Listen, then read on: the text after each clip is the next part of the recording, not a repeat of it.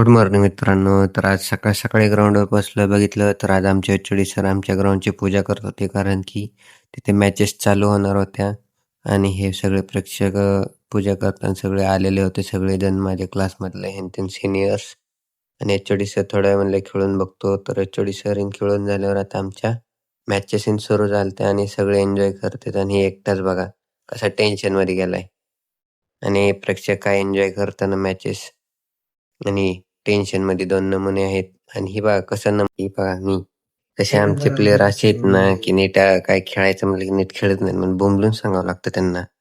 आणि मी आता आमची बॅटिंगची बारी आली आहे, तर चला आता आपण जाऊया. तर आता ह्या नमुना आउट झालाय, तर आपण बघू काय पराक्रम गाजवत आहे.